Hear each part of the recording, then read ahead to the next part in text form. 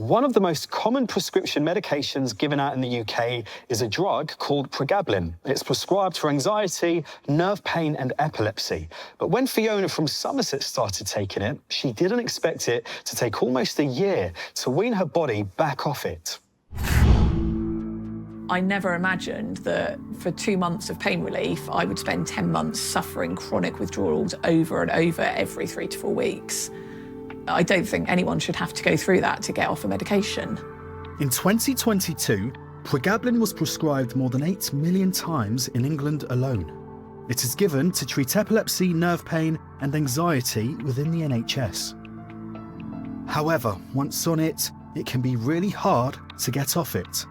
Fiona Rose from Somerset owns her own sewing business and was prescribed Pregabalin following a serious accident. I was in quite a bad car crash about 2 years ago and I slipped a disc. And then about a year after that, I started getting sciatica and the pain was so excruciating. I could only lie down for 2 to 3 hours at a time, so I was chronically sleep deprived.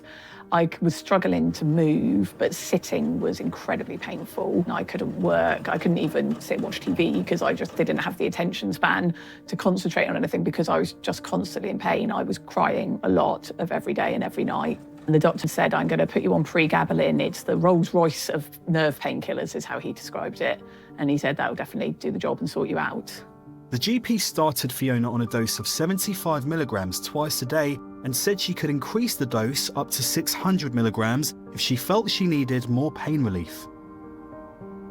I realised that I was getting a lot of pain between doses because I was taking it at 7 o'clock in the morning, 7 o'clock at night. By 3 o'clock in the afternoon, I would be in excruciating pain for the next several hours. So I started adding an afternoon dose in. And I doubled my morning and evening dose. So I was on 150 in the morning, 150 in the evening.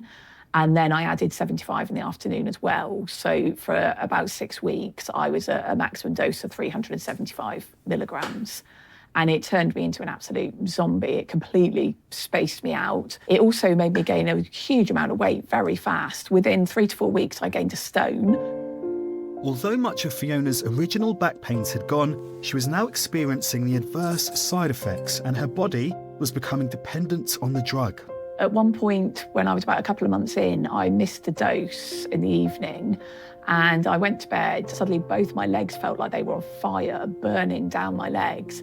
And it was excruciatingly painful. And from that point onwards, I started setting alarms on my phone for every single dose because I knew that if I missed it, I would be in agony very, very fast. Before I started Pregabalin, I felt like I didn't have much quality of life because of the pain.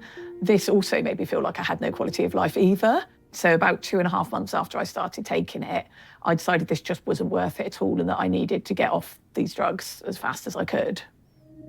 Initially, Fiona dropped the additional afternoon 75 milligram dose.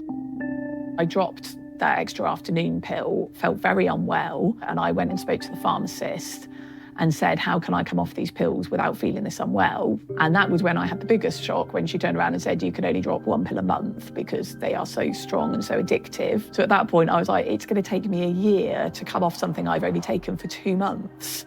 It shocked me that no one warned me up front. And even in the manufacturer's leaflet, it just says don't stop immediately. It doesn't say wean yourself off over months and months and months to get off this drug. With the help of her GP, Fiona started to reduce the dose by 25 milligrams every 3 to 4 weeks. But the withdrawal symptoms were immediate. As soon as I did the first reduction, within a day, I woke up with a large amount of pain. I had stabbing pains in the ribs between my shoulder blades. My neck, I could barely move it side to side. There's headaches, upset stomach. And then as I got lower, the withdrawal effects started to get worse and worse. When I dropped from 100 down to 75, I ended up hallucinating on 3 separate occasions. And one was so terrifying that I then had a panic attack or anxiety attack where my heart was racing and I couldn't breathe. I went to the doctors, they did an ECG and they took one look at it and said, you need to go to hospital. They thought I might either have a blood clot on my lungs or that I was having a heart attack. And so they spent a whole afternoon putting me through all sorts of tests. And they finally came back to me and said, your heart's fine, your chest is fine. It must be the withdrawals from the Pregabalin. And it really scared me about how am I going to get from 2 pills from 50 milligrams down to 0. Fiona decided the best way would be to reduce the dose in even smaller reductions. But with the smallest pill size being 25 milligrams, she had to get creative. I had to look into cutting it down so that I could reduce more slowly. So I tried 3 different pill cutters because these pills aren't designed to be cut down and they crumble to dust.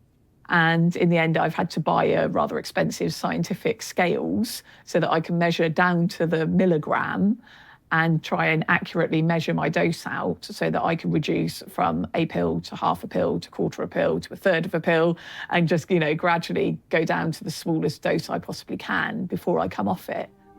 Fiona is in the final few months of reducing her dose to become Pregabalin free, but she feels there needs to be more awareness of its side effects. I think the doctors need to be better educated and they then need to pass that information on to patients so they're getting informed consent from that patient to take that drug and that we know what we're letting ourselves in for when we take it. And honestly, I don't think many people would if they fully understood what they would have to go through to get off it again. I am very concerned about how the last few months are going to go. Even though I'm reducing by smaller amounts, the side effects will probably still be pretty horrific. I'm not looking forward to it, but I will be glad to get it over and done with. And I hope it doesn't get any worse than I feel now. Thank you so much to Fiona for sharing her story with us. Well, now I'm joined by Dr. Sophie Newton. Now, Sophie and I have both prescribed, as doctors, Pregabalin in the past, but when I was last prescribing it, it wasn't a Class C drug. And I've got to say, I didn't realise it could form such a physical dependency. Yes,